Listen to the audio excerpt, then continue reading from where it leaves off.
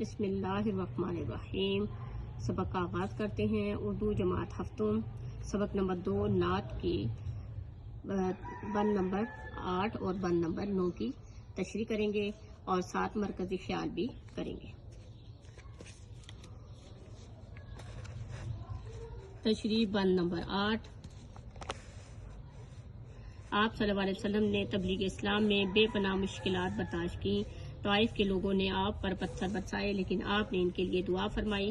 اسی طرح آپ کے صحابہ کرام پر کفار نے ظلم و ستم کی انتہا کر دی۔ آپ کو اپنے شہر مکہ سے بہت پیار تھا لیکن آپ نے مدینہ ہجرت فرمائی اور جب مکہ فتح ہوا تو آپ نے اپنے تمام دشمنوں کو معاف کر دیا۔ آپ دنیا میں اپنے اخلاق حسنہ کی بدولت بہترین شخصیت بن کر ابھرے۔ آپ کی زندگی صبر و استقامت کا اعلیٰ نمونہ تھی۔ تشریح بند نمبر 9۔ مفہوم: آپ صلی اللہ علیہ وسلم امانت دار اور سچے تھے۔ آپ اپنی خوبیوں کی وجہ سے تمام مخالفین کی نظر میں بہت اونچا مقام اور مرتبہ رکھتے تھے۔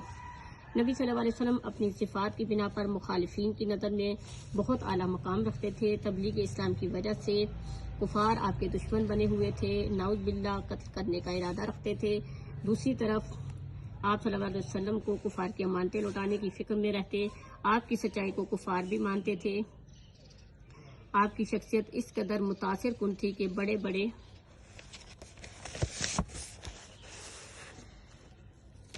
بڑے ضدی اور مغرور لوگ بھی آپ سے متاثر ہو جاتے۔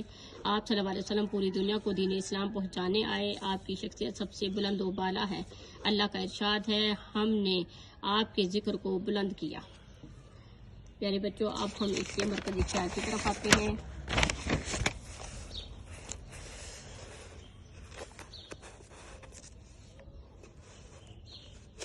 نظم نعت مرکزی خیال۔ شاعر مظفر وارثی نعت میں نبی صلی اللہ علیہ وسلم کی بے پایا محبت اور عقیدت کا اظہار کرتے ہوئے کہتا ہے کہ نبی صلی اللہ علیہ وسلم کی ذات کامل اور اخلاق مثالی ہیں۔ آپ کی وجہ سے ہی ہمیں ہدایت کا پیغام اور ایک کامل دین ملا۔ آپ